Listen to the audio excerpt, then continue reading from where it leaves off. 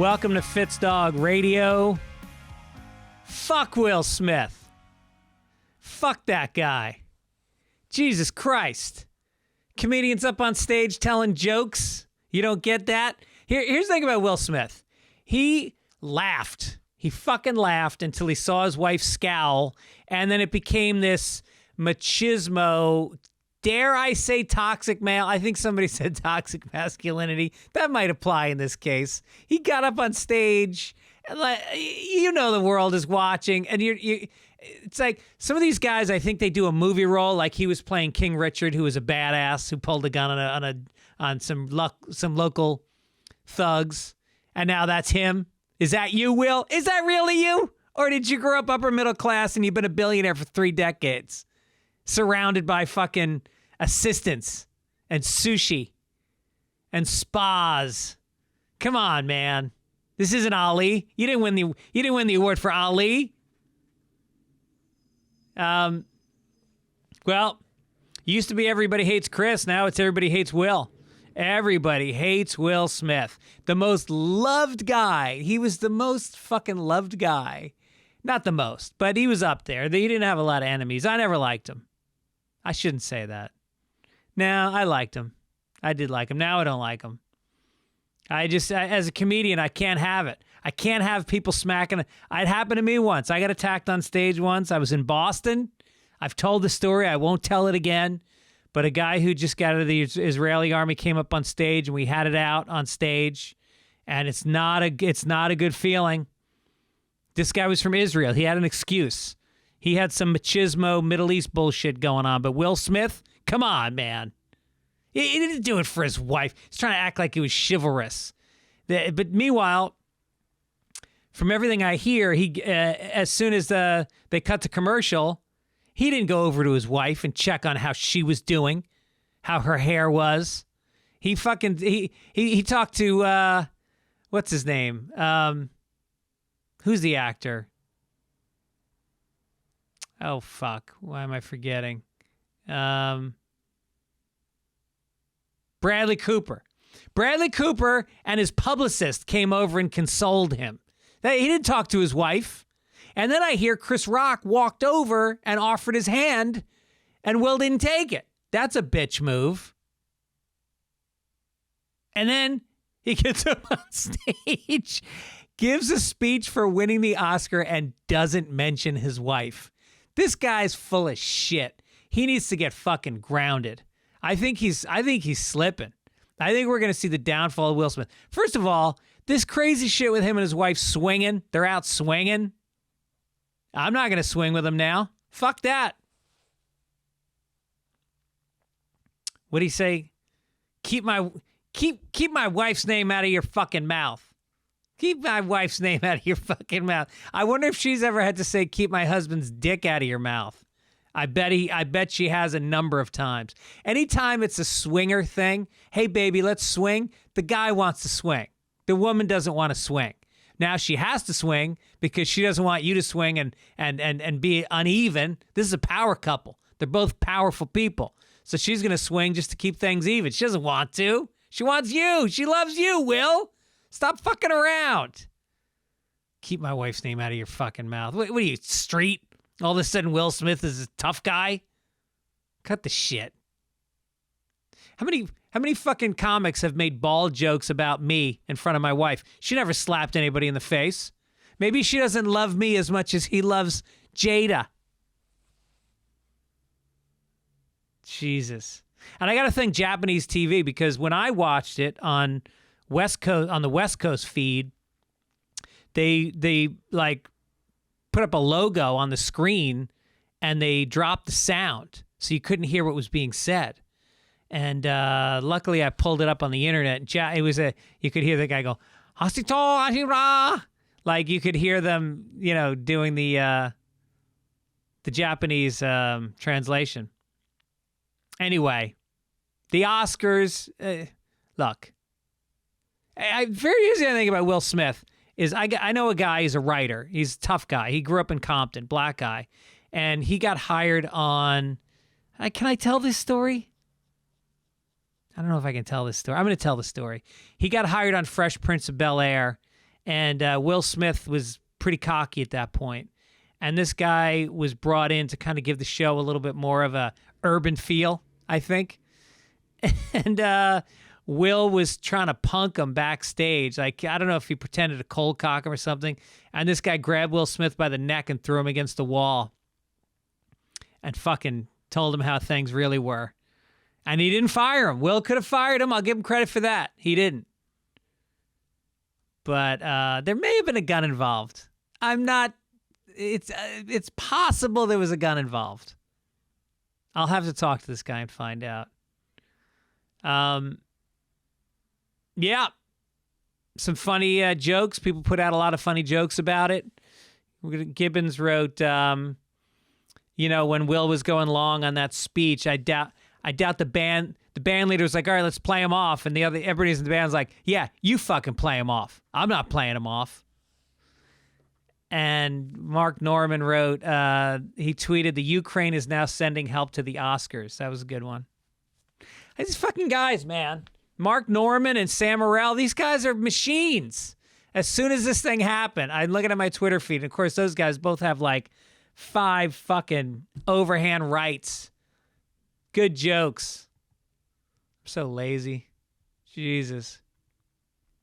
But I have to say, I wasn't happy Chris got smacked in the face, but it is weird because last week he bumped me at the store. He showed up and he's about to go on the road and do an hour. And so he's been stopping into the store, just popping in and doing an hour, which means he bumps like 4 acts, including me. And, I certainly don't appreciate it. I didn't want him to get smacked over it, but it'd be nice if he stopped bumping everybody at the fucking store. Call the store during the day. Say, hey, I'm coming down tonight. Then they can call people, rearrange the schedule. Don't just pop in. That's kind of like a big dick move. Like, hey, I just get to pop in. People have other shows scheduled. They can't make their other shows because now they're late. It's not cool. Anyway, what else about the Oscars? It was terrible. I mean, other than the slap, it was a lot of it was just boring. And they tried to spice it up with they had a dance number during In Memoriam. In Memoriam is my favorite part of the Oscars. It's like a moment you sit quietly and you think about the people that died. Meanwhile, they got a fucking bunch of people dancing and singing. It was stupid. It was so fucking stupid. And throwing little speeches in. A couple people made speeches about people. No. Let me have my thoughts quietly. And then they had that, the Oscar fan favorite prize, which failed. That was a failure. Army of the Dead. Nobody's heard of Army of the Dead. Yeah, so I guess the ratings were better than last year, but about half of what they normally are. They were not good. People are done with the Oscars. They're done with, I don't mind a good political speech now and again, but some of it was so rote. Some of it was just so fucking stale and trite. It just wasn't interesting political speech. Do it in a funny way. Hire a writer. Hire me. I'll write some fucking jokes that say something. That's what I'm known for. No, I'm not. I do dick jokes. I did dick jokes this weekend. I was up in Ventura, which is about an hour north of L.A., on the beach, and I did a show. There's this guy, Jake Gallo, who's a cool kid who books this show. He asked me to come up and do it. I did it once before. And I sold out the parking lot outside a pizza place in Ventura on a Saturday night. And I'm standing in a tent that looks like they found it on the beach. That looked like, 25 Mexicans had a fucking barbecue under it at the beach about 3 hours earlier. And now they've got a stage set up with one speaker. But you know what? It was my favorite show since the pandemic started. They were so fucking cool. This crowd was so great. Clapping after jokes and how long fucking rolling laughter, and just they could take a punch. I was making fun of them and good. They were just great. I was supposed to do 25 minutes and I think I did an hour. I just had such a blast. So thanks for coming out, guys and gals up in Ventura. I'm heading to Chicago to see Owen this weekend. I'm not doing shows, but me and the wife are going to go see Owen at school. He had his spring break last week, and he decided on his spring break to go to New York, and which was really cool because me and my wife are from New York, so we go there every Christmas and every summer, and he really knows his way around the city. He knows how to take the subway to Brooklyn and how to get through the park and how to he gets it. He knows the city. So he brought his buddy from college, and they did everything. They went to a play one night, then they went to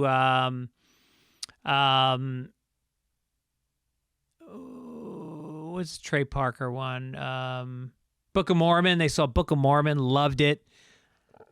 And then I got him on the guest list at the Comedy Cellar. So he went down to the Comedy Cellar because I wanted him to see Attell and Sam Morril were on a show, and the Cellar they comped his drinks. They treated him great. It was really nice of them. And then he hung out with Attell after the show, which is great because Attell's one of my dear friends. And I was happy that they got to meet each other. I don't think they'd ever met. So now we're off there. And then I'm going to La Jolla down in San Diego, April 8th through the 10th to work at the Comedy Store. And then I'm going to be in Spokane.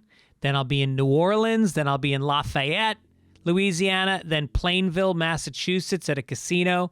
Denver, Comedy Works, April 28th through 30. Tacoma, Irvine, Bakersfield. All tickets available at Fitzdog.com. Come out and see some live comedy, folks. People! Don't forget also the premium membership is available to you for like less than $2 a month. You can get 950 back episodes of the show. Also, get yourself a Grapefruit Simmons t-shirt at Fitzdog.com. Everything's on the website. It's great. All right, let's get to it. I had a blast with Doug Stanhope. We just did a movie together, and then he was in town doing some shows, and we got together. And this is what he calls a swap cast. So I believe this goes up as my podcast, and then the same interview goes up as his podcast. That's my understanding of it. We'll see what happens. But this is my version of it. Here's my talk with Doug Stanhope. Enjoy.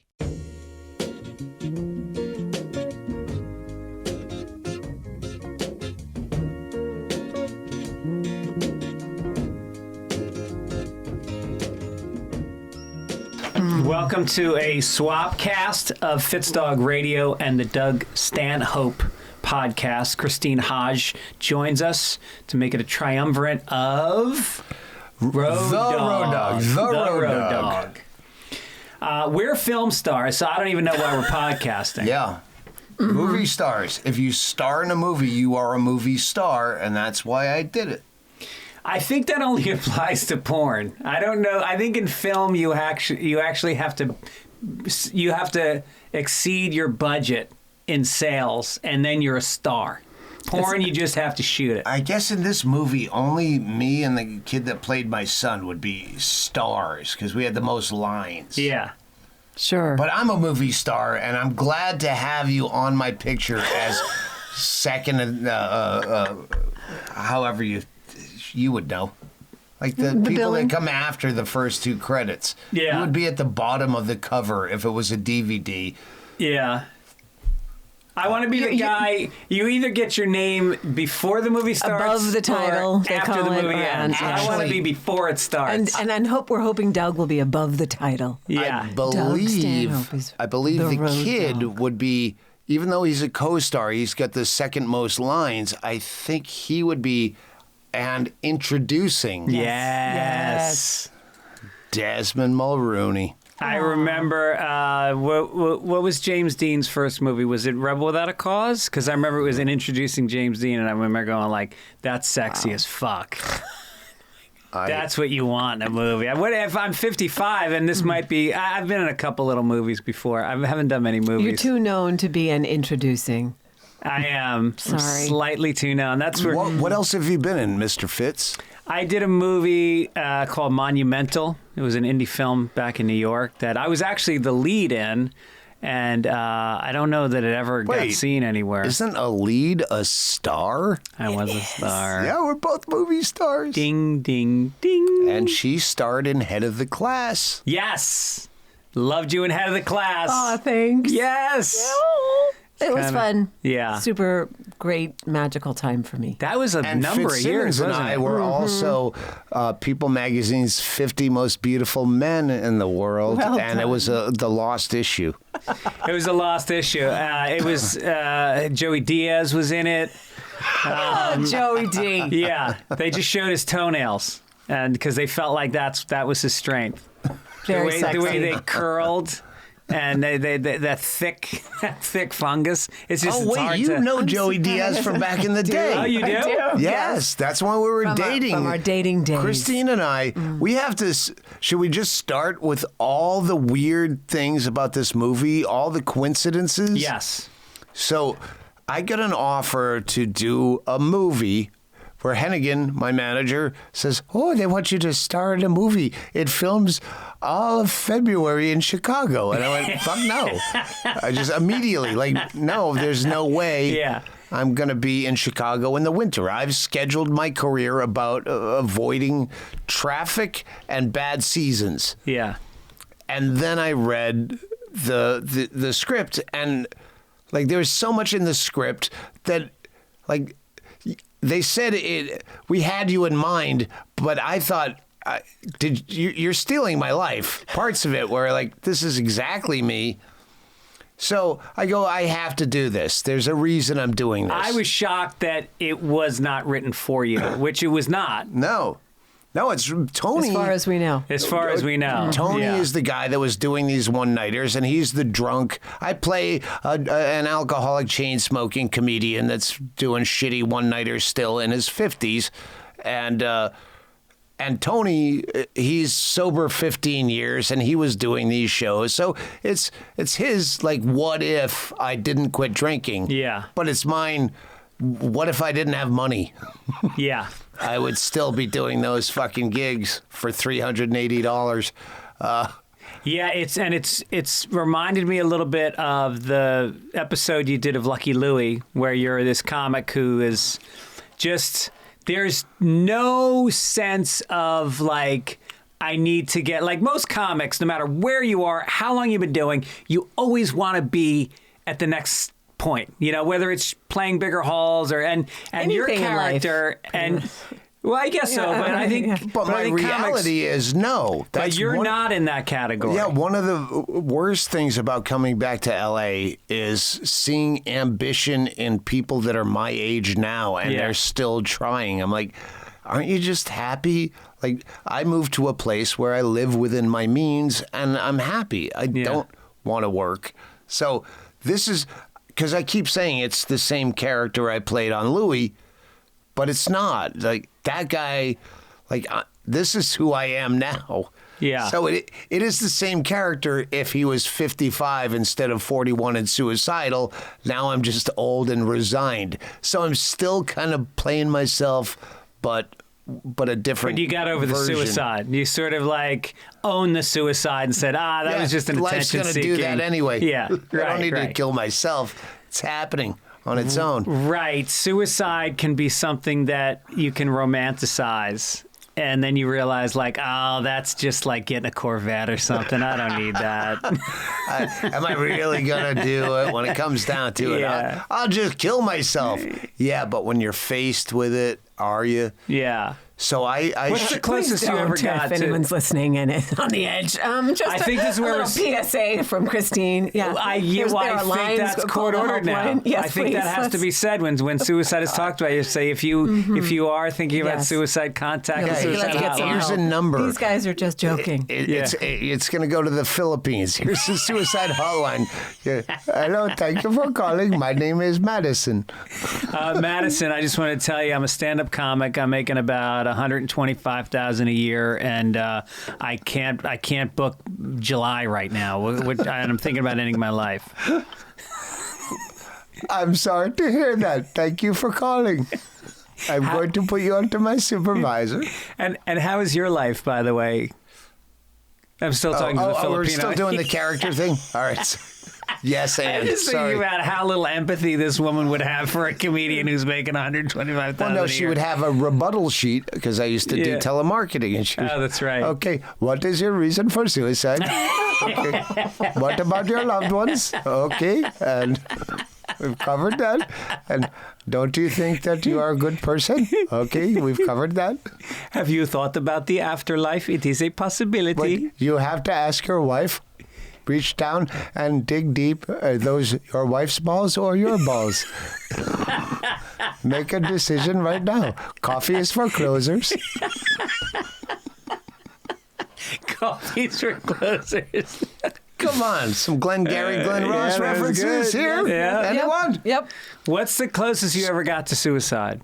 I was a teenager, 17, 18, and my dad said my dad was the nicest guy in the world, but he's like, he had to put his foot down because my stepmother was like, because I did run roughshod over the house. So I lived a block up with my friend Keith Kingsbury in a car, and it was When the you were winter. 16?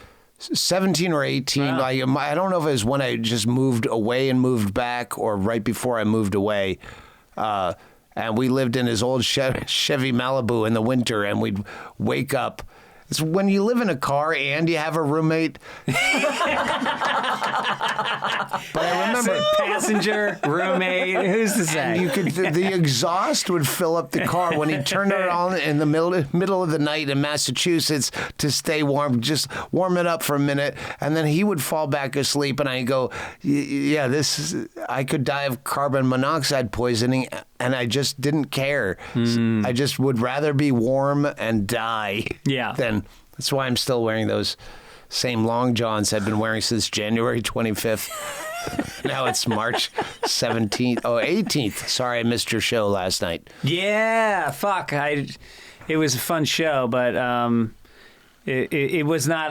There was nobody Irish on it, unfortunately. I've done a St. Patrick's Day show every year for I think it was the 17th year we've done it. Wow. And usually we get Irish comedians, but none of them were around this year, so I got a bunch of Jews. Yeah, Morgan Murphy. She's out in New York City. She's in New York. She's working on a job, right? That was the title of her special, is Irish Goodbye. Oh, really? Yeah. You know what Irish goodbye is, right? Yeah. I don't. You don't say goodbye. You leave, you go, I'll be right back. Oh, like I quit a lot of jobs. I Yeah. have to go to the bathroom. I'll Right. be right back. Yeah. And you don't. And showing up Irish means showing up without a bottle of wine or dessert or anything. I didn't know that one. Yeah, showing up Irish. All right, so I show up a week before filming, then I'll rehearse with people, and I say, so who's playing my, the role is my ex-girlfriend, long-lost love that I treated like shit from 25 years ago. I go, who's playing? Karen was the name. We had to change it for obvious reasons. Karen has a different... And who's playing Karen? They go, well, we haven't cast it yet, or whoever fell out. Do you have any ideas? And I said, well, I have my ex-girlfriend from 25 years ago that I treated like shit. And they go, really? Is she an actress? As a matter of fact, she is. And then they looked her up online and went, yeah. Wow. So all of a sudden, my ex-girlfriend, then the kid that's playing my kid that I abandoned, that comes to find me to play, he's 21 and he wants to be a stand-up comedian because his dad is. Well, he's an actual 21-year-old fledgling comedian whose dad is not only a legendary Chicago comic, his name's on the wall up here. I called him yesterday. He's like, here in the store. TP Mulrooney, look for my dad's name there and send me a picture. That's great. So, all right. And then after Michael Biehn was going to play your character, and then he fell out, and then Bobcat Goldthwait was going to play your character, and he got COVID. And then Fitzsimmons is playing in the script a comic I used to work with 17 years ago. And then when you got the part, you did the part, I did the math. Yes, it's 17 years ago. Yeah. We worked together. Yeah. On a man show. Yeah. And like, That's amazing. So that must have put you in a real comfort zone in terms of like, you know, being in your character. No, it made me fucking paranoid that my character's dying of liver failure. It's too real. Like everything's real in this. And I'm a guy who's dying of liver failure that won't go to a doctor. And I'm not going to go to a doctor to see if this fucking movie plays out. Wait, so tell me, did he treat you badly when you guys dated? Like what? Mostly.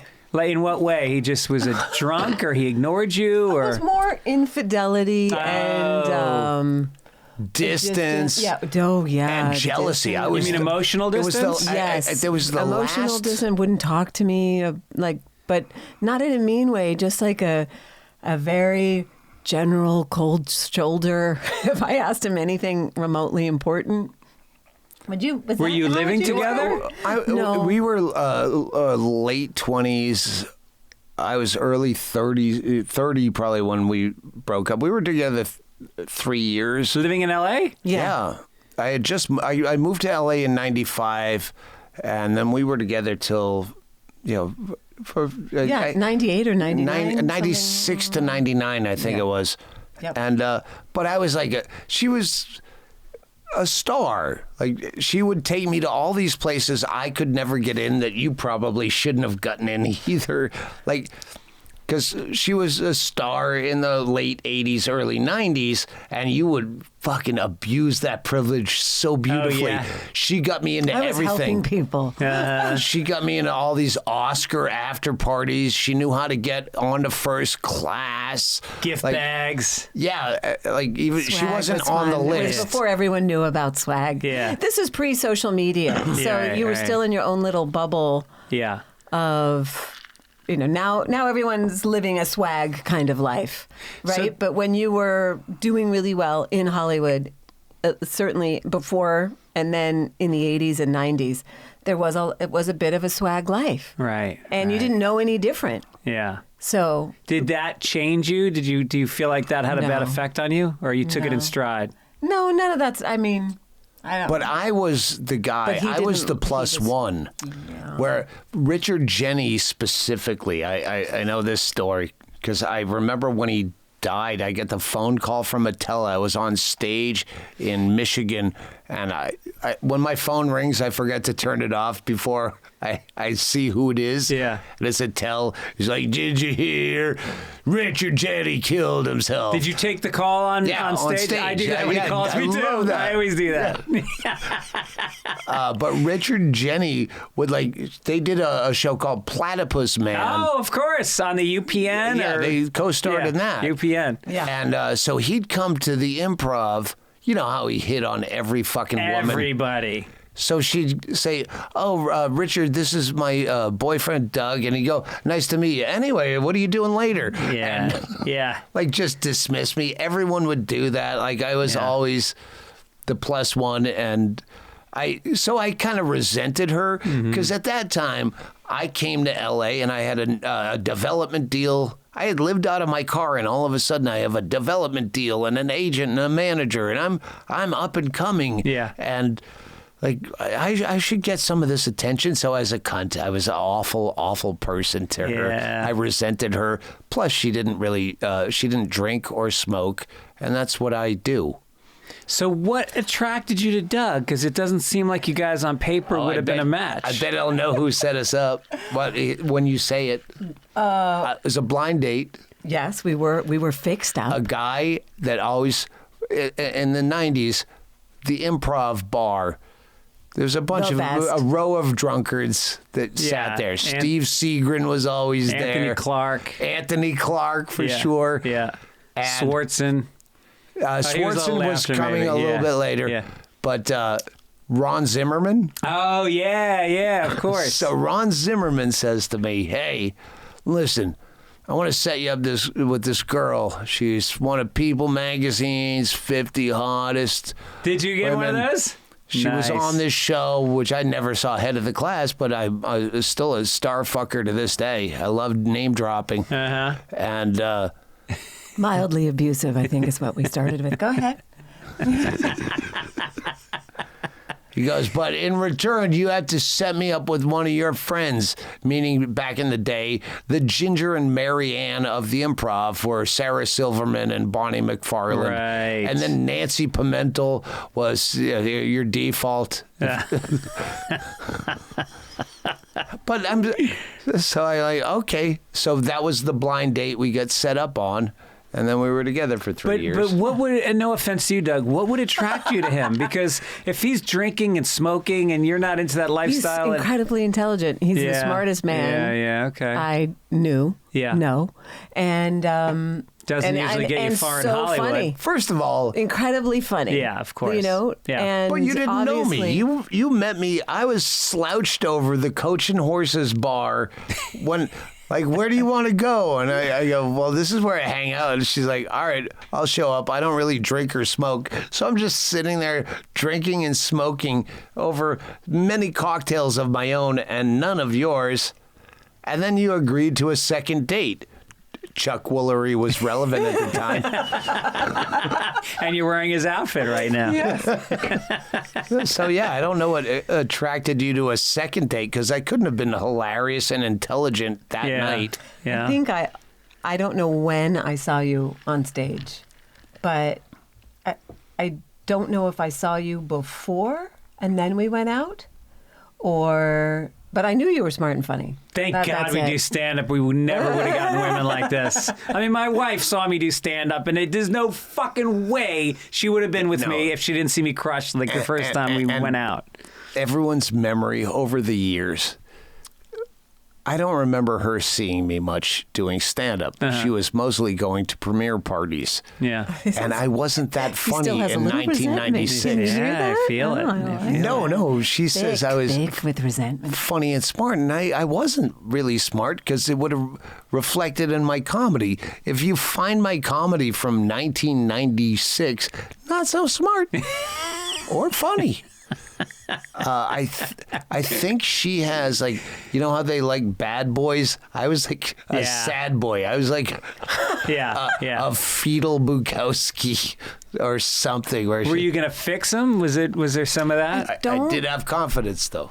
Yeah. Which misplaced confidence is the most offensive thing And to he's me. handsome. He's a good-looking guy. I mean, I think you're not giving him due credit for looks. Especially in the 90s. I'm scribbling the hair back on his head as I'm looking at him right now. Oh yeah, I remember that. No, you I was never good looking. You weren't hard on the eyes. You know how women are. They find beauty where we can't. Yeah, right. We find hatred in what they love. What did you learn from dating Doug in terms of what you brought to your next relationships? Oh, wow. Yikes. I'm not sure I brought any to the next relationship, but I know that I wanted to simplify. Yeah. That Doug's life and our life together began to get very complicated. Mm-hmm.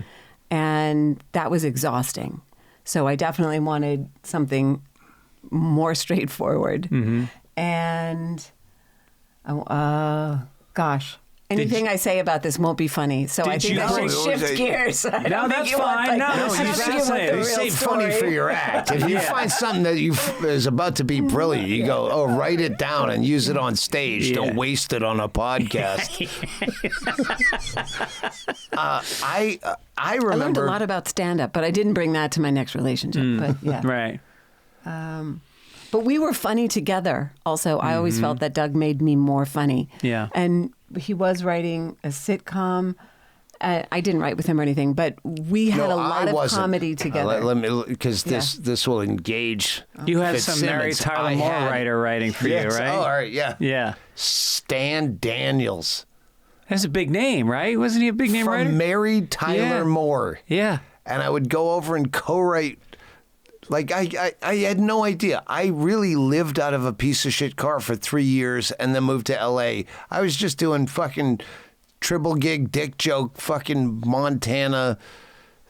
And then I moved to L.A. with a development deal where, you're going to try to write a sitcom. And we paired you with a guy that has Emmy Awards from Cheers as a second string guy and Mary Tyler Moore from 1973. And Maybe the top 3 greatest sitcoms in history. Yeah, but at this point, he's like fucking nose hairs are tingling in the wind, and he's got all his Emmys up there. Yeah. And of course, I wrote her into the script and my mother into the script because my mother had just moved out to L.A. to be an actress, and that was a whole fiasco. And we could do this. And he'd write, okay, and now your character, he gets a cut on his finger, so your mother goes in to get mercurochrome. I'm like, mercurochrome? Like, my dad was like 30 years older than my mother, and that's the last time I heard the reference of mercurochrome. But I'm not going to say anything. Right. He's got all these Emmys staring down at me. He's building the set, and there's like 2 twin beds next to each other in your bedroom.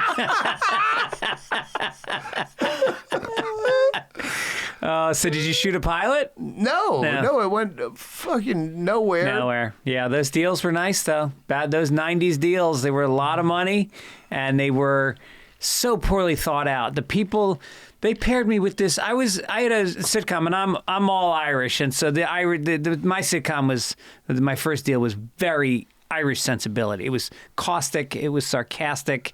There was some loyalty. There was all the tropes that you'd see with Irish people. And then they give me this guy who's a Jewish writer from Seinfeld, and he was fucking terrible. He was terrible. If you can remember his name, that might be one of the ones. It was Andy something. I don't remember his last name. Anyway. And so he had this script software, because usually you use Final Draft. That's the standard software for writing scripts. He had this other software, because that way I couldn't get in there and make any changes. So he was this control freak who controlled the script, and he put in jokes that made my fucking skin crawl. And when they handed it in, I made them take my name off the script, and I offered to give the money back. They let me keep. My agent was like, "No, we're not doing that." And they let me keep the money, but it was clearly not going anywhere. One of the great things about Ron Zimmerman, I mean, there's much more great things about him, but he still writes on a yellow legal pad. Does he? When he writes his scripts, Yeah. Do. Yeah. Yeah. Do An you? old yellow yeah. legal pad. Right. Many yellow legal pads. But one thing I carried from Doug forever was I always felt like he met everyone where they were. Like, he's an incredibly compassionate, loving person, which you might not see if you weren't, in a very close relationship with him. But he was like shockingly understanding and loving of whoever it was, wherever they were. And I'm from a very strict Roman Catholic / Greek Orthodox family. And there's not a lot of acceptance when things fall outside the lines. Right. And so that was the big I could revelation. see that being very appealing. Yeah, it was a big revelation for me with Doug. Yeah. Was how to just love somebody. Right. Just exactly for who they were. I was, at the other hand, experiencing, now I think I'm someone because I have a development deal, which I don't know at the time means nothing. Yeah. But when we're living out of your car for 3 years, you think, I have $14,000 means I'm the richest man. Yeah. I'm fucking Elon Musk. And everyone gives me courtesy at the Improv. I can go do a set whenever I want because my managers half own Joanne Astro and Mark Lano are my managers. Right. So have fun the Improv. Yeah, so I went up at the Improv and then you go back then. Oh, that means I can fuck a lot of women. Yeah. So I would. So I was But I mostly didn't know about it. I just had suspicions. I didn't get... because you were in fucking premiere parties. I got most of it confirmed. You were trying to get work when I was trying to get fucking laid. Right. You were coming home with leather bags with Chanel No. 9 and massage certificates in it. I was coming home smelling of those same scents. Yeah. Did you ever catch him red-handed? No, it was after we broke up that a friend went to see him on stage, went to see one of his shows. And he did this whole bit about all of these waitresses that he had sex with and I showed up, bright-eyed. Yeah, I know one of them. There you go. Yeah. I know one. And she just assumed that I knew. Is her name associated with a drug? Yes, it is. Yes. Yeah. I used to have that in my notebook because K, so I always just put K for your name, K, and then 4 circled. Because I had a fivesome with 4 comedy club waitress slashes. No. Yeah. Oh, right. I didn't know it was 5. I thought it was a not involved three-way. in I was yeah. the 5th. But It was a 4-way. And 4 women and you? Yeah. That's insane. And I was so drunk, I couldn't get it up at all. But I was squeezing enough blood into it so I could technically say, they didn't probably want me there. They would have done a foursome just fine, but I was there. So I just wanted to make sure, and with covering one eye, I could make sure I get every one of them technically penetrated so I could say I just had a fivesome. And yeah, that. And I was all very innocent, showing up, wondering where he was when I got to the hotel. Yeah.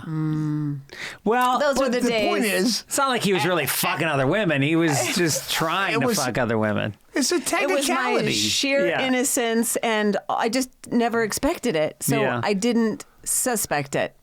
It was only... I've had a fivesome and I'm a movie star. Like I have all these technically, yes, I did do a thing. Yeah. Like it was not like, we're so into Stanhope. Right. We're just all fucked up and they're all half lesbians and Yeah. they were going to do this and they're drunk and I'm drunk and they all probably hated themselves afterwards because after we broke up, I put it on my website. I didn't use their names. You didn't. All right. Yeah. But I think I put it in the book. I put it in one book. Yeah. Maybe. And I how don't know. old were you when this was happening? 26. Oh, you I were a wanna say. baby. Yeah, 26. Had you been with We're- many we're only lovers a before year and a that? half apart. No, strict Roman Catholic, Greek Orthodox. So he was like the second or third guy you'd ever been with? It's a very small number, let's just say. Wow. So, but yeah, I didn't realize that I was actually sleeping with all of these women Yeah. via Mr. Stanhope. At the height of AIDS. Oh my God, that was the catchphrase back then was when you sleep with someone, you're sleeping with everyone they've ever slept with. Yeah. 'Cause, one time, I fucked a girl from a cover band in Idaho in my early days when that was out in a tribble gig. And I go, you know how they say afterwards? I said, you know how they say you just... when you sleep with someone, you've slept with everyone they slept with. You just fucked some of the ugliest, fattest women that you've ever seen in your life. We keep in touch. Well, it's a kind of a beautiful story, and it's a shame that film didn't get more into like the backstory of your guys' love. But when you came into that film, not only was it specific to the script, 17 years, and you came in and did not only like all the stand-up parts they told us, that's just like a bookmark. You can do whatever you want. Yeah. But they wanted you to do a specific thing that, and we both went, but you did it and you pulled it off. The thing on stage? Yeah. Yeah. Right. Like that's like people wouldn't even remember, but you did that so well. And the rest of our scenes are mostly, you had the hardest job because you had all the dialogue. Most of it is me going, yeah, I remember, or maybe I don't. Yeah. And then but the scene, and comics are listening mostly. The scene is us sitting in a comedy condo with you just remember the time in fucking Fort Ass Knuckle, Nebraska. Yeah. And then there was all these chicks and the thing and the guy. And when we would cut from filming us, we would go back into our own road stories or man show stories. Right. Where like... Why did we yell cut? Yeah. Because it was the exact same dialogue. Yeah. Kind of the same way. We acted like we were in love again, but we weren't really. But you weren't drinking during filming. He wasn't. He said he had an entire extra 8 hours in the day. Because he wasn't, because he was sober performing. I respect that. I mean, that's the thing is you turn in the director was driving me, not the director, but the producer was driving me to and from set, Tony. Okay. I mean, the one that he wasn't was, as sad. He was fucking blown away by your performance. He was blown away by your commitment and your, everything about you was very professional about how you, and it's so funny because you have this moniker of like this, crazy wild man who's a drunk and, might be gay. But on the movie, like you're a pro. You're a pro. Total pro. Yeah. My call time would be an hour or more ahead of his. Because of makeup. She has all that hair. The hairs and the things and the wardrobe. I shaved my head. I lost all my hair for the performance so I wouldn't clog up all the makeup time because she has all that hair. Oh, that was generous. Wasn't that nice of him? Sure. But he would show up early to set. He would show up at the earliest call time. I would say, Doug, no, you're supposed to sleep to the very last minute. Yeah. And he was like, no, I'm just going to get there. I'll go over my lines. I'll get comfortable. He would show up in wardrobe. Mm-hmm. He's very work driven. He's still wearing wardrobe. Not only long johns, he should have been sleeping late because he was at that Outback Steakhouse bar until wee hours every night. We stayed in this hotel. It's the fucking shittiest hotel. I was there at the same place. Terrible. And basically the airport hotel. It was the airport hotel. But it was close to location, so there you go. Did it have hardwood floors, or it was like no? It felt cold, and so Doug goes, all right, we'll go to the Outback tonight. And I was thinking, all right, this will be fun. This is a treat. Doug's probably hasn't been there. We walk in, and it was like, all of a sudden a drink is put in front of it. It's his regular drink. There's a flight attendant who's like, yes. Hey, Doug. He's like, hey, Shreya, how did that work out? I'm sorry, that's Tim is the bartender. Daphne is the fucking flight attendant. Yeah. And now, what was the story with the flight? I know something funny happened with that flight attendant. You have to go to the Doug Stanhope version of this podcast. And it's that episode is scenes from an Outback Steakhouse. Okay. Yeah. Hey, where's Hennigan? Get me that vodka out of my bag. The food was not bad at the Outback. No. Yeah, I was shocked. You can't tweet 5 weeks where I'm stuck at a fucking hotel where the only thing in the hotel is the Outback Steakhouse. I'm like, I'm so tired of filet mignon. You can't complain on Twitter. It's one of those things. I think it was a Chris Rock line. Is when you're a celebrity, the only people you can complain to is other celebrities. Yeah. Fucking love Chris Rock. Yeah. He's been banging around here. He's been doing sets. Him and Kevin Hart. They go up on stage together. It's a water bottle in my bag that looks like water. It's not. And Kevin Hart is like, the guy's got oozes charisma. I mean, he walks on stage, the place goes fucking bananas, and he's a great storyteller, and he kills. And then Chris Rock comes up and makes Kevin Hart look like an open micer. You're kidding. Like, just takes it 2 levels up instantly. And he never writes anything down. Like, Chris will just walk on stage, he'll do a fucking great rant, and then he'll just stop and go, what else did I want to talk about? And he'll let all the energy collapse. Wow. And then he'll start all over again with a new idea. Like, he's not fundamentally a good comedian. Like in terms of never do this, never do that. He doesn't follow the rules, but he is one of the greatest comics of all time, but by doing it completely his own way. I have a 25-minute bit, Hennigan, about it culminates with the King of Thailand, which it's never been filmed, and it was about a tour in Southeast Asia, like Singapore and Vietnam and all that I did, and it culminates with that. But there's the reason I want to film it as a standalone bit, because it's like 23 minutes long, is there's one bit about where I emailed Chris Rock, where I don't know him, but I had his email address, and I'll just leave it at that. Maybe that will fucking make people tweet me. Fucking film the King of Thailand thing. Yeah. Because it was a fucking...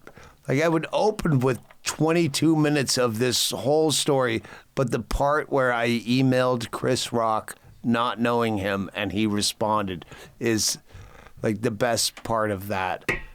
Like, when you have drunken self-confidence and then you wake up in the morning going, oh my God, I can't believe I believed in myself last night. Yeah, right. And it paid off. Yeah, I thought I was a peer of Chris Rock around 3:20 a.m.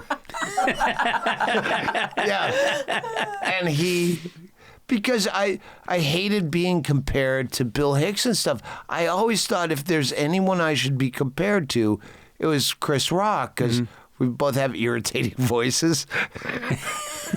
But like the angles I see myself going in were Chris Rock kind of angles, and not. We already had this discussion somewhere, probably not on this podcast. But I don't like the Bill Hicks. Like, no, I am personal. There's nothing about Bill Hicks that was ever about his life or his personal experiences. That's true. He also died at 32, so what are you going to say? Was he 32? No. Yeah, we broke up before Bill Hicks' age. So. He was not 32. Yeah, 32, 1994, February something. No shit. Yeah. Dude, he looked 50. Well, He lived you ever hard. see, what's it, Bert, the guy that played Rocky's coach? Oh, yeah. Yeah. Bert was his name in the movie, right? No, it's Mickey was his name in the movie. Yeah. Right? Call me You're Mick. talking about- Yeah, exactly. Who's his Whatever. name? Did you ever then you see him 30 years earlier on the Twilight Zone. He looks the exact same age. Everyone from those days always looked old, and now everyone looks fit and fine. Well, do you know the Traveling Wilburys, one of the greatest super bands of all time? Love him. Yes. George Harrison, Bob Dylan, Tom Petty, Roy Orbison. Roy Orbison, and the guy from ELO, Jeff Lynne. Jeff Lynne. And those guys, and you think of that band as like this was a victory lap. This was a, this was a coda. This was the end of their career. They were like in their 30s. They were all... No, that's not true. I'm telling He's cool. He's No, you have early a guy 40s. over there that Engine can searching fact it check now. that for you. you fact check how old the They're not in Traveling their Wilburys 30s. I was in my fucking 50s. were. No, I think they were in their 40s. I bet you they were in their Not a 40s. chance. You're being moved, though. Yeah, I'm being moved. You're a gambling Yeah. man? I am. I don't like someone, cash. We've got someone Oh, by the with way, a Hennigan, superphone. remind me to get cash. I have to pay a lot of people. I want to drop the name of Morgan Anderson. Yes. Who we pulled out of fucking roast battle to open for Annie Letterman is the other name I need to drop. We've got Fucking some Bert Kreischer is the name I have to shit on. Hey, Bert Kreischer, do you want to fucking open for me as a goof? I'm in Durham. What days? It's Tuesday, Wednesday. Never heard a word back. Annie Letterman? Killed Fuck it. yeah, I'd love to. We had a blast. Fuck you, Kreischer. You and your big fat fucking other problems, and you can't even get back to me with a no. He didn't even reply to you. Wow, he's busy. Yeah. I don't get back to people. I Yeah, can't yeah. shit on people. I never get back to Right. people. If you're at the bar, we'll talk. We'll settle deals. That is a very sticky thing, not getting back to people, and how hurt some people get. Like I had a good friend who's not friends with me now because I didn't always reply to his texts, and it's just like I have fucking depression and I go dark, and it happens just randomly. It's not like, hey, this thing happened and then I got really sad. It's like, no, I woke up one day and I was unable to function for 48 hours. Specify, please. What's like that? what kind of depression? Because I get this, like, if someone's not going out of their way to tell me they like me, I think everyone hates me. Yeah. Including Khrystyne Haje, my ex. So when you think, like, I get back to someone based on, like, maybe a blue check mark or something. But if someone doesn't get back to me, I like, oh, fuck, I'm done. My Yeah. career's over. What Yeah. kind of depression do you get? My depression has been much more, it's in my family, and everybody just recedes, goes away, can't communicate. They're like gums. Yeah, we recede like gums and hairlines, and I just I can't snap out of it. And I can't think that like I see somebody jogging and I almost dropped to my knees thinking, how did they do that? Why don't I do that? Or even somebody walking their dog, and I'm like, look at how they can just take their dog with that leash and make it walk. Like, how do they do that? Like, I think the simplest things are insurmountable for me, and it can go on for a couple days. So imagine I get a text from, you say how many texts you get in a day, and, I don't reply to them all. Every one of those is like, I have so many failed relationships in my life from just dropping out on people. And it's not because I don't care. And I resent that there's people who are the Patton Oswalts of the worlds and the Pete Holmes of the worlds who are just always like present, energy, smart, charming.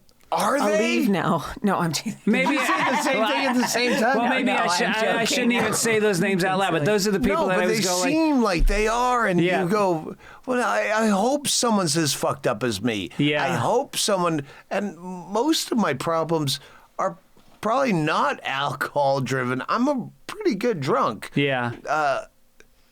It's the mornings when I'm sober where I can't, I don't know what to say to you.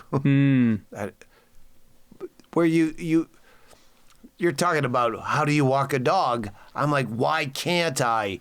Why can't I dance? Fucking Fat Mike, I did his No FX. I did his podcast. He goes, I wrote this song. I thought you could sing it for me. I go, the only time I get a comment about my singing is at home with my closest friends will stop singing the song that we're listening to because you suck so bad. And I always focus on the things I can't do. Yeah. But I think the second half of your life, you really do need to go like, okay, I tried. I felt like, even as a stand-up, I think about like the things I tried to do. I tried to bring a guitar on stage once. I used to do impressions. I realized after doing it 3 times, okay, I don't do that. And it's got to be the same thing in life where you go like, I don't sing. I don't hike. Like cross things off and stop beating yourself up about it. I will never be able to scan a QR code. Oh, wait, no, this is Olivia Grace.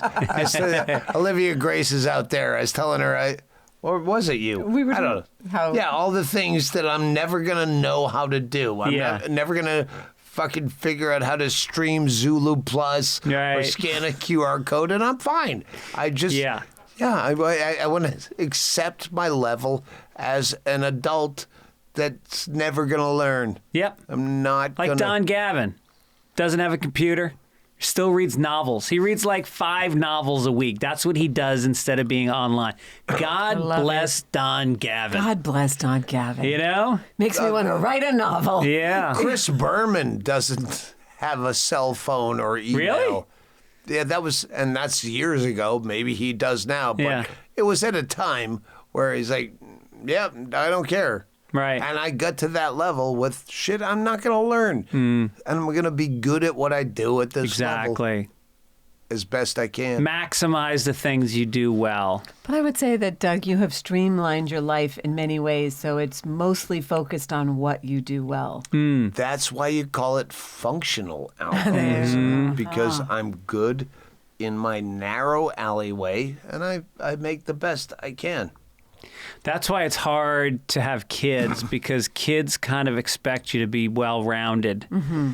You can't just go like, no, I don't do mornings. I'm not interested. It's one of the reasons I kind of fell back in love when we had to pretend we were in love on the set, is because she never had kids either. Yeah. And a lot of times when we're sitting around the fun house in Bisbee, drunk on a Tuesday, and all my friends, we go, oh, hey, remember why we're drunk on a Tuesday?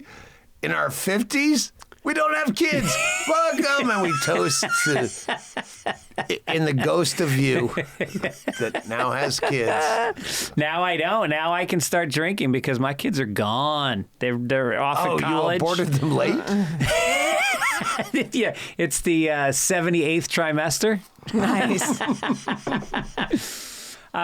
So let's talk more about your trip to L.A., because I know you don't like L.A., and you're here, and you're playing at the Comedy Store. I love being here because we stay at the hotel next door to the Comedy Store. I come here, and it's like the fun house you've been to. Yeah. You will be eventually. Yeah. It's like I can leave my hotel, go see 1,000 comics I used to know, and then shake hands and go back. Everything else outside of this sucks. Yeah. Getting to the airport, getting to other podcasts, going to Sherman Oaks, everything sucks except being here with you guys. Yeah. Yeah, and I remember the last time I saw you here was election night of 2020. When was Trump elected? It's called 2016. Hang on. This is why Brian Hennigan is going to get fired if this is not out in 2 months. Is the hard copy of No Encore for the Donkey is about that entire year that culminates with the End of the World podcast. Oh, no kidding. The entire year was dominoes falling from the stage one in January till Bingo came out of her coma at Christmas. And it's that's right. That happened. I forgot about that. It's the only book I wrote where I was a good writer. Like the other two, it was good podcasts, Audible versions. This one you need to fucking read. We're gonna send this to Don Gavin. Yes. Yeah. See what he thinks about it. So I forgot about that. She was in the coma during the end. I was out of my fucking mind. I was crying in the green room. Fuck. Like I'd go out and I'd try to be stoic. Fucking Bill Burr carried that whole thing so much. He did. And Rogan, and then people showed up. Kreischer, and I sat out there for a little bit, and I remember I said something, and I was like, I was feeling overwhelmed because like at the moment that they announced that pot had been legalized in California, the entire crowd lit a joint. And it was a fucking hot box. Wow. And somebody handed me a joint, and I'm not a big pot smoker, but I took a big hit. And then I was high, and I'm on a panel with a bunch of fucking murderers who are all just like, bam, bam, like fucking, the crowd is jammed, and it's Rogan, and it's this kinetic energy. And I said something, a high joke that didn't land, and you fucking leveled me. I forget what you said, but it was like a quick level, and I just went like, oh, I don't have my brain with me right now. I have no idea. This is when I didn't know if Bingo was going to live or die, so I fled. I go, her parents and friends and family are with her, so I'm just going to leave because I can't help in the emergency room. Yeah. I'm just going to make them weird because it was her 40th birthday party. So all of her friends and family from all over the country came in, and then she fucking had a seizure and smashed her skull, so she's in a coma. And I'm like, they're all at the hospital. I'm going to go do this End of the World podcast. Yeah. And but that was the culmination of a year of fucked up things. And Johnny Depp's wife is suing me. Oh, yeah. By the way, get on the mailing list if you want to be in Fairfax, Virginia for a weird show on April 11th. Only mailing list people will get notified. It's a 90-seater. So it started with, like, we broke up on an Impractical Jokers podcast cruise in January because she caught me fucking a stripper. And then it goes, I keep telling Hennigan he's fired if he doesn't. We've had a year that we can put this out. We had Audible exclusive. It's on Audible. But no, this is one you have to read because I fucking wrote it well. Yeah. He doesn't understand. He's really going to get fucking fired if he doesn't get this out in a hard copy. Jesus, I can't wait to read it. Jesus. But yes, that's the last time I saw you. It was on that stage, and then they announced that the numbers were starting to look where it looked like Trump couldn't lose. And now I'm high, and everyone's being funny. Like, the level, it didn't affect the comedians. You mean could win? They could win. It looked like he was going to win. They absolutely was going to win. And I saw what that meant. And I don't know if the other comedians weren't processing it or they were just like such professionals that they were like, we're going to make this funny no matter what. And I just got up and I walked off stage and I walked to my car and I just I sat in my car in the parking lot and I listened to the news and I think I got home at like 2:00 in the morning. I couldn't even drive home. Oh, that was a rough night. I But then remember again, my walking girlfriend out at wasn't the in a end coma. going, who fucking cares? Who wins? It doesn't matter. I was so fucked. You know what? I'm not going to kill the fucking book. Don't kill the book.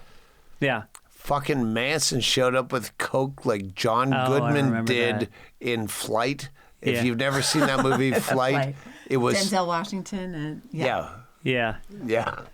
It was exactly like that.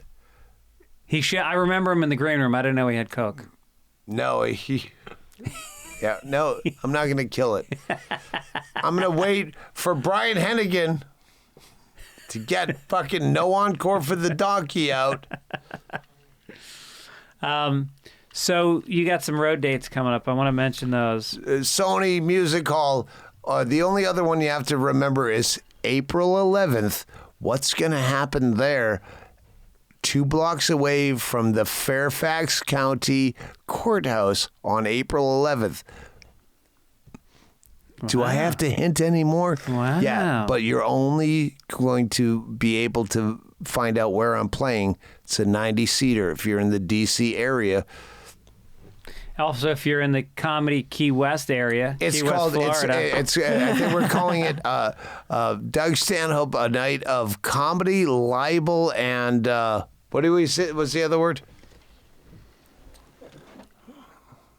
He left. He was fired. I think he thinks he's fired. He's done. He doesn't care. I've fired him a million times for not having this book out. Libel, and what do you get sued for by Amber Heard? Oh, dear. Slander? Slander and libel. Slander, There you libel. go. Yeah. Wow. Yeah, April 11th at Fairfax. You County can't cancel Courthouse. Doug Stanhope. That should be your next album. No, Uncancelable. that's where Johnny Depp's. He's suing her, and it's. I don't know why it's in Fairfax, Virginia, but I booked a fucking 90-seater on my way from New York to Key West. Yeah, let's go. Let's go book the first night of the trial of Amber Heard and Johnny Depp. I'm going to book a fucking gig That's at an nice. Irish pub. Oh, yeah? Yeah, the downstairs of some Irish pub 2 blocks away. Uh-huh. Yes, an evening of comedy, libel, and slander. She fucking sued me I just thought to that was shut all me up. settled. Isn't that all Oh, settled? mine was. Oh, She yours is. sued me to shut up. Yeah. So my attorney says I can't talk about it on Stern and whatever. Well, I'm still not going to talk about it, but I'm going to rope a bunch of fucking TMZ fucking narcs into paying $50 to come see me, and I'll never talk about it. Before that, he's in New York. I think April 7th. Those are the April New 7th. York dates. Oh, yeah, we're going to sell those Sony tickets. Hall in New York. That's I'll be it. doing the same act both places, but yeah. And then in the fall, September 11th, starting in Dublin and then going all through the UK. Oh wait, hang for a on. month. This is important because I can't do this myself. But if you're just a random fan, I think it's hashtag. The Road Dog. No, Johnny Depp. God damn it! They have all these Depp people. They're fucking sorry, but you are weird. But they're justice for Johnny. Okay. Hashtag justice for Johnny. Uh-huh. I can't do it, but you can do Yeah. it. Hashtag justice for Johnny. Get some justice for Johnny. It's a fucking travesty what's happening. But No, just fucking. I just want all the Depp heads to fucking come to the show and fuck off with all the TMZ narcs. Can you get me out of here? What is this? Do you need to talk about this? what's this? No, I tried to write that down, but that guy over there, I feel like these are crib notes for... no, he gave me the fucking. He saw me writing on my hand, Oh, I see. and now I get the note in my. Okay. All right. So that'll do it. That's Swapcast. We've done I don't think I've ever done a Swapcast before, so this is kind of fun. We're going to I guess I should plug I'm going to plug my dates. Could you please? I'm going to be coming up. Where am I coming? And when is this going to come out? A couple weeks? No, you put Your it out call. whatever you want. Oh, I thought you were putting it out also.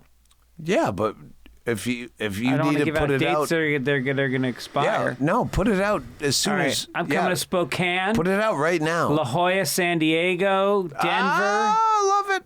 Tacoma. We're in Denver.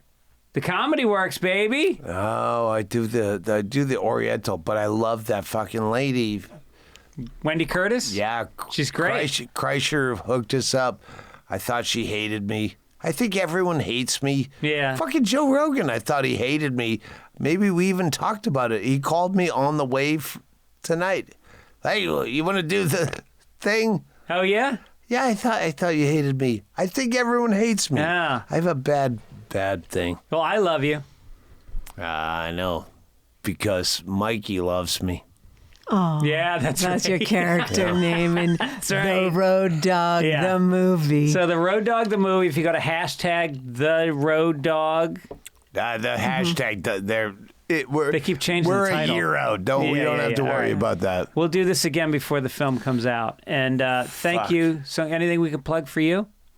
Oh, Every sure. hole. Oh, God damn it, I said it. Her Polaroids will be out on Instagram, on Doug's. I'm in a account. film called The Nagal, the Sinner, the Sin Eater, and I get to be the Sin Eater. It's basically a horror movie, but it's really chilling.